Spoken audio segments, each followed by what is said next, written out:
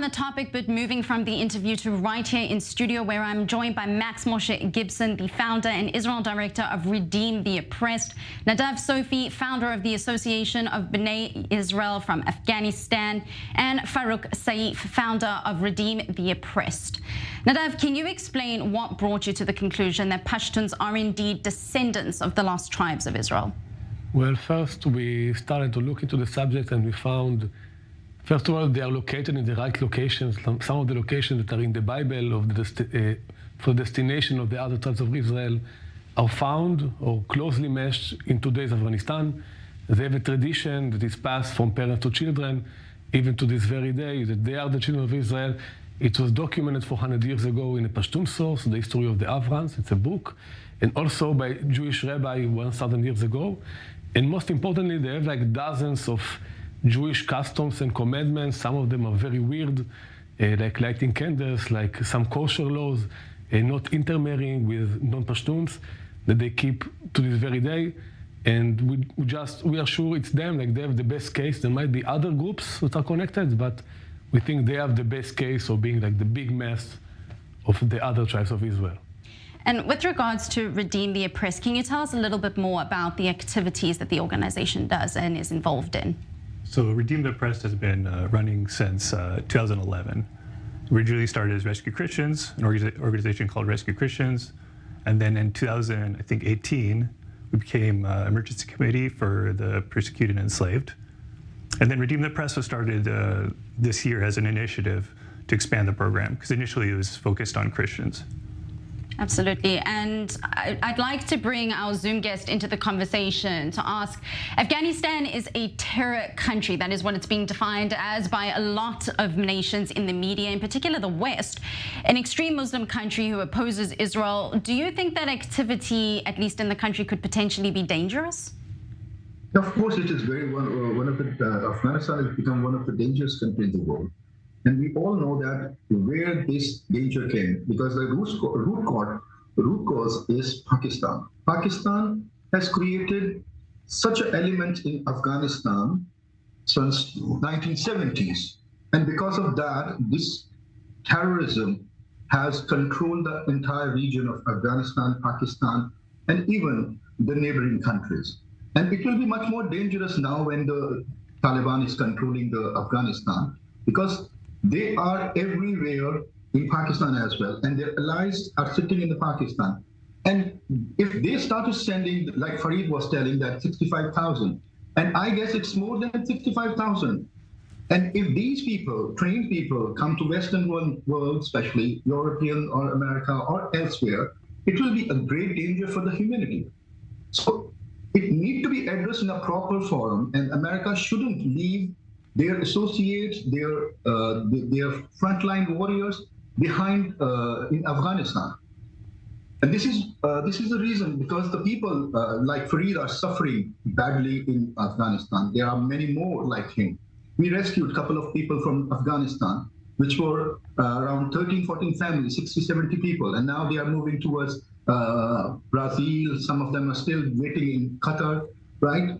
And if the organizations does not address this issue on right time to control Afghanistan, it will be much more dangerous for the world in coming days. Evidence. Talk to us a little bit about how the organization receives its funding. Does the Israeli government know about your organization, and has there been some kind of effort or connection in terms of dialogue to want to be able to assist you? No official connection with the government. Redeem the Oppressed is an American organization, 501c3 nonprofit.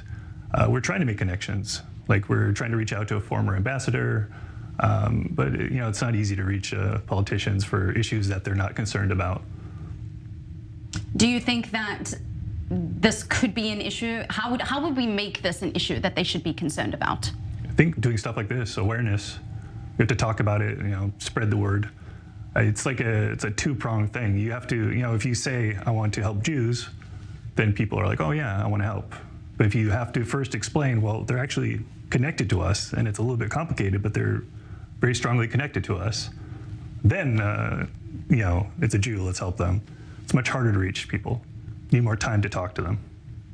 Perhaps. Farouk, I'd like to bring you back into the conversation by asking, it's incredibly difficult to explain perhaps to a modern day Israeli government that this is an old Jewish tribe that deserves to have some recognition and some responsibility perhaps on the Israeli government to help them get out of Afghanistan.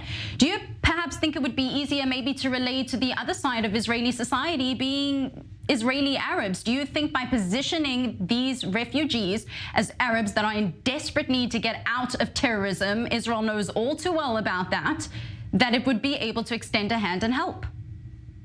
You know, one thing, as Max explained, that it is very hard to get the politicians or the political organizations into this chapter because they only do the things which are suited for them, right? If we were going to target the common people, and if we were going to share and create the awareness amongst such people which have the heart to save the Jews or the rooted Jews or whatever their religions are, right? It will be better to contact the, what we call it, create the awareness campaigns, right?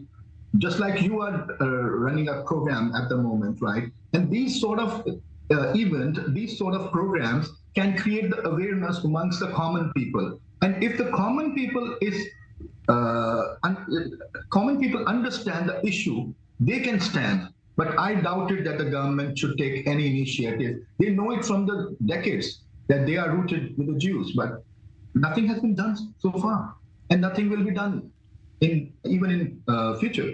So it is better to create the awareness amongst the communities, amongst the common people, and then we can have the proper solution for this issue. Max, I'd like to turn to the fact that I remember just 2 years ago when the Taliban retook over Afghanistan, the images that were coming out specifically from the airport in Kabul of Afghanis flocking to American airplanes that were taking off. Those really tragic images are seared in so many people's minds. Now, at that point, people were trying whatever they could to get out of the country, and perhaps it was a lot easier because there was so much uncertainty. Now, with the Taliban firmly in place, what actually has to go through the process in terms of trying to rescue someone that is stuck there that needs to get out? It's not an easy process. Some people you could take over to Pakistan via visas, and then from there try to fly them out. Some people are like very high risk, and they're afraid to even go into Pakistan because connections between Pakistan and the Taliban.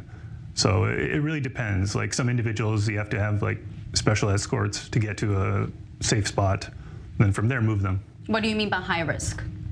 High risk, like people like Farid. He's like, it's dangerous for him to even to travel to Pakistan. You know, Pakistan. Because he was a former government official. Yeah, because he's a high risk target. So we have to find a way to get him out of directly out of Afghanistan to another country, and then from there apply for asylum. Right.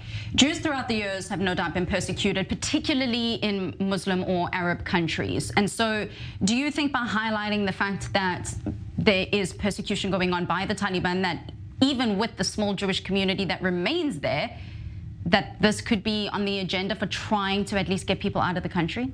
And first, I have to say they're not very small communities, like 50 million people. It's kind of scary. It's a very big community. I'm not sure what will get to people's heart. I think the people in Israel, at least, they are very open to bringing Jews or like the other tribes of Israel to Israel. They did it with the Ethiopian Jews. The problem is that every time we need to explain to a person that they are really Jews, we need to like an hour of conversation to explain why they are Jews. It's not like you see them going to a mikveh and doing everything like putting on tefillin and everything like that. So it takes time to explain, yes, they are Jews, and then each person understands it, but it's only one person. It's very hard to get to the general public to do it like in one go and get the recognition that we need. Nadav, Max, Farouk, and also Farid, who we interviewed earlier. I want to thank you all very much for shedding some information on a topic that is still ongoing, that brings with it both its complexities, its tragedies, and of course, its connections right here in Israel. Appreciate your time. Thank you. Thank you.